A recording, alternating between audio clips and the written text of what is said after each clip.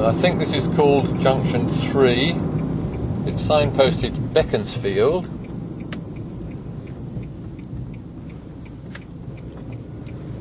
And if you're coming from London, I would pick you up here where these white cars are coming out now and go right round the roundabout.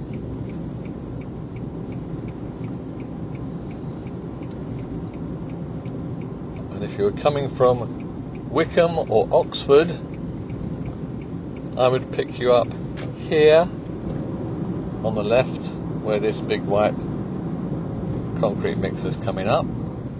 So we're turning now towards Beaconsfield on this short bit of dual carriageway.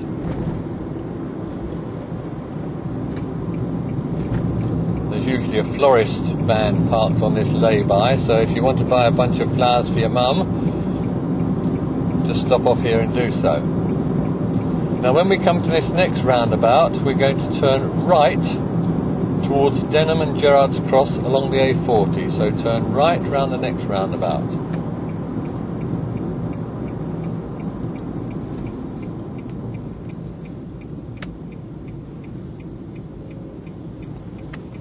Okay, round we go.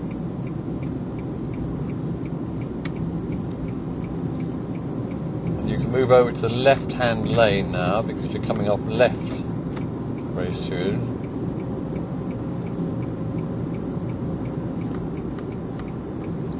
Right towards Denham and Gerrard's Cross. Now we're not going as far as those places, we're only going down here about half a mile.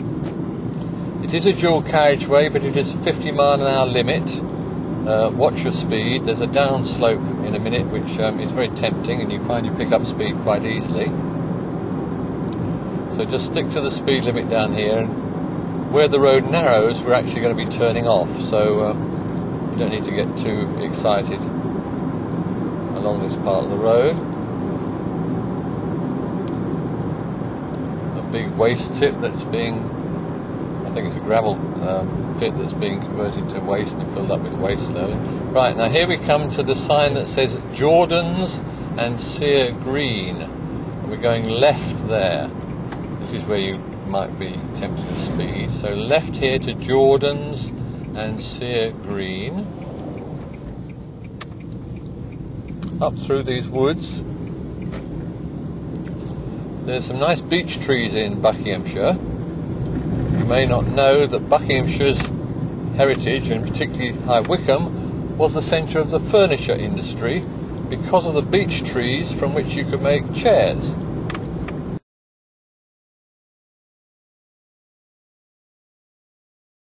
It's just up here where you can see a glimmer ahead is where we're going to come to a T-junction, and we're turning right into Chalfont St Giles. This is the village of Chalfont St Giles. I'll just wait for the traffic.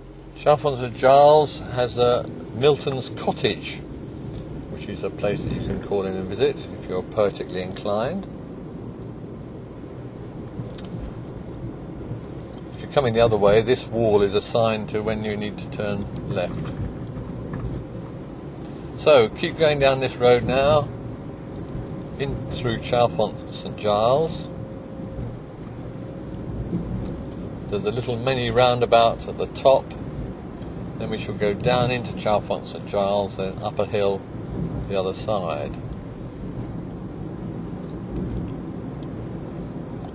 There's a very nice pub that serves nice food just up here on the left.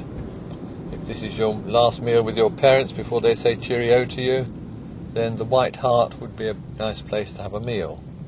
So we're going down here, straight down, past the White Hart.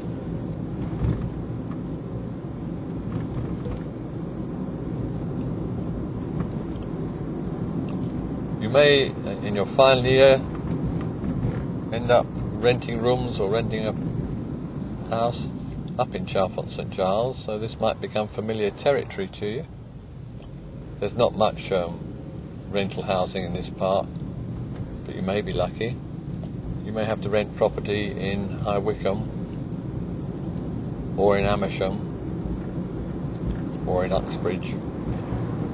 Quite a lot of accommodation available in those places. And just coming down here on the right, you see that white sign ahead. I think that's the sign to Milton's Cottage. I've not actually been there myself.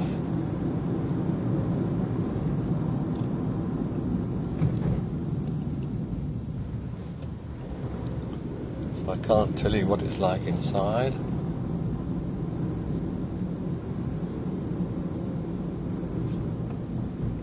Steady as you go down here. It's a little bit busy sometimes. Here we are, you can see Milton's Cottage, of signs sticking out of this first timber-framed building. There's a museum there by the looks of things. So keep going down, and now we'll come soon into the village of Chalfont St Giles itself. There's a few shops here, there is a post office, but if you want food and sustenance, then Tesco's in Amersham is only a couple of miles down the road on the left. Quite a nice little village. There's a post office shop, there's a little stores around the corner here, cooperative. Now we come up this hill and we come to a double roundabout, and we're going straight across this double roundabout. So follow the signs to Little Chalfont, straight across this double roundabout. There's a restaurant on the right called Cape Fish, and there's a Citroën garage opposite, but we are going straight across, whoops-a-daisy, straight across this. Bit of a steep hill, the camera didn't like it. It wasn't me getting drunk. Up the hill here. Now this is a 40-mile limit, I think. Maybe it's 30 here.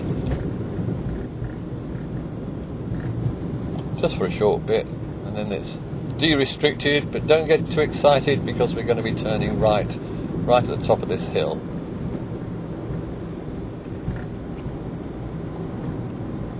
Just where that post van came out, we're going to be turning right, and there will be signs that say, we're following the post van down, signs that say Chiltern Open Air Museum, Gorlands Lane. That name and address should be familiar. We go down here. Now be careful of this road, it's very narrow. You have to give way to traffic. There's some rather nice trees which the residents are keen to preserve. So unfortunately we have this narrow restriction. It's not normally too bad. You might meet one or two cars. Occasionally you meet a bus or vehicle carrying horses, because there's a stable and saddlery a bit further down here. So just take it steady down here. Be prepared to pull in and give way.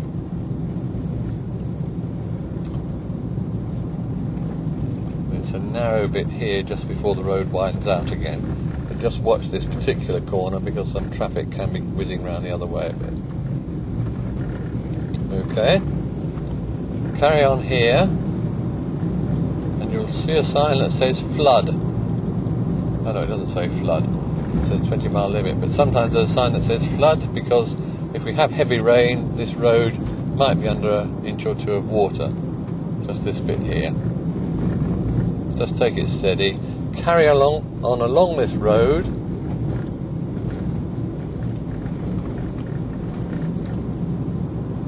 Nicely newly made up bit of road. Very shortly we're turning left into the Chalfont Campus.